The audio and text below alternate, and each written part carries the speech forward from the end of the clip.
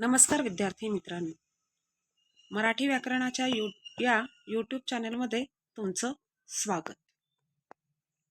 मी सौ गवारी SS महर्षी वाल्मिकी विद्यालय वाल्हे या ठिकाणी इयत्ता 8वी स्कॉलरशिपसाठी मराठी व्याकरणाचं अध्यापन करत आहे. आजचा आपला जो घटक आहे तो अलंकार व त्याचे प्रकार. मराठी व्याकरणाच्या या घटकाचा आपण अभ्यास करत असताना आपण अलंकारांचा अभ्यास करणार आहोत. अलंकार म्हणजे काय? दागिने. बघा, अलंकार म्हटल्यानंतर आपल्या डोळ्यासमोर येतात ते दागिने. एखादी व्यक्ती, मग ती स्त्री असो किंवा पुरुष असो, सुंदर दिसण्यासाठी नेहमी दागिन्यांचा वापर करत असते.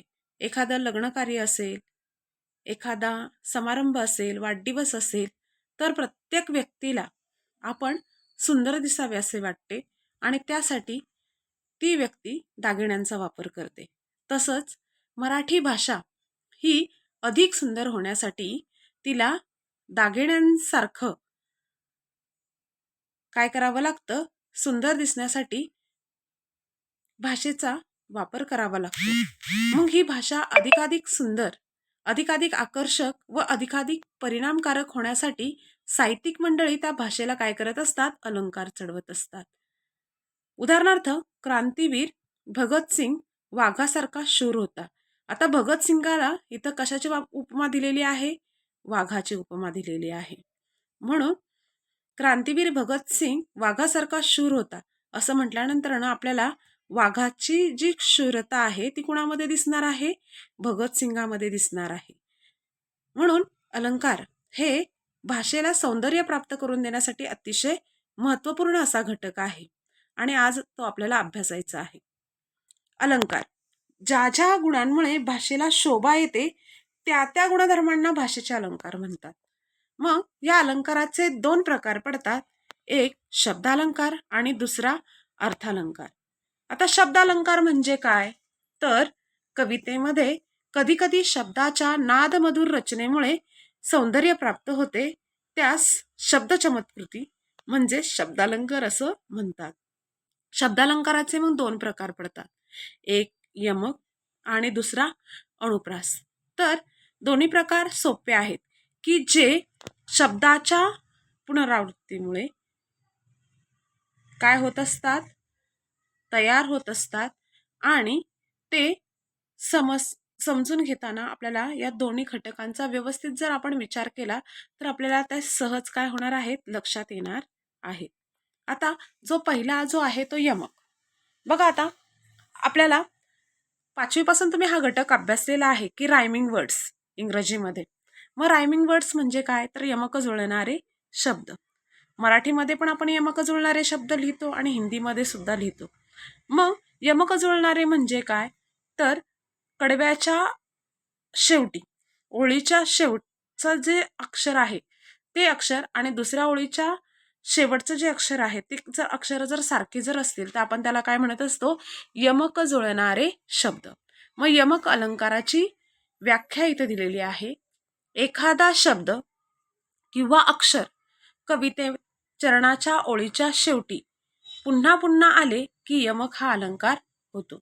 हिरवळ आनिक पाणी तिथे स्मृती मजला गाणी.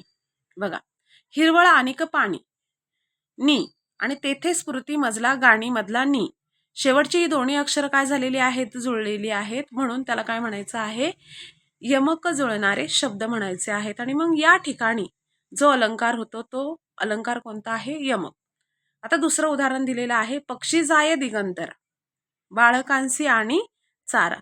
आता तुम्ही जर पहिली कवितेचं उदाहरण जर पाहिलं तर त्याच्यामध्ये दोन्ही शब्द हे 2-2 अक्षरांचे आहेत. पण इथं बघा, पक्षी जाये दिगंतरामध्ये याच्यात 4 अक्षरांचा एक शब्द आहे आणि बाळकांसी आणि चारा याच्यामध्ये 2च अक्षरांचा आहे. पण ती किती अक्षर आहेत हा विचार करायचा नाहीये. तर शेवटचं जे अक्षर आहे ते काय आलं पाहिजे? सारखं आलं पाहिजे. दिगंतरामधला रा आणि चारामधला रा. म्हणून इथं कोणता अलंकार होतो? तर यमक हा अलंकार होतो. आता दुसरा जो अलंकार आहे तो आपल्याला पाहायचा आहे अनुप्रास. तर एखाद्या वाक्यात किंवा कवितेच्या चरणात एकाच अक्षरांची पुनरावृत्ती काय होतीये? पुन्हा पुन्हा होती. आणि त्याच्यामध्ये काय होतोय की नाद निर्माण होतोय. अक्षरांची पुनरावृत्ती होऊन त्यातील नादामुळे जेव्हा त्याला सौंदर्य प्राप्त होतं तेव्हा अनुप्रास हा अलंकार होतो. उदाहरणार्थ बघा, हे उदाहरण तुम्ही बऱ्याचदा घेता. काकाने काकीच्या कपाटातील कोरे कागद कात्रीने करा करा कापले. आता इथं क हा शब्द जो आहे तो पुन्हा पुन्हा वापरून तिथं काय झालेले आहे, शब्द चमत्कृती झालेली आहे. म्हणून याला काय म्हणायचं आहे, अनुप्रास हा अलंकार म्हणायचा आहे. गडद निळे जलद भरुणी आले. शीतल तनु चपल चरण अनिल गण निघाले. तर इथं बघा, शीतल मधला ल, चपल मधला ल, अनिल मधला ल निघाले. मग हे ल हे जे अक्षर आहे ते ल हे अक्षर हे काय झालेलं आहे, पुन्हा पुन्हा आलेलं आहे आणि तिथं अनुप्रास हा अलंकार झालेला आहे.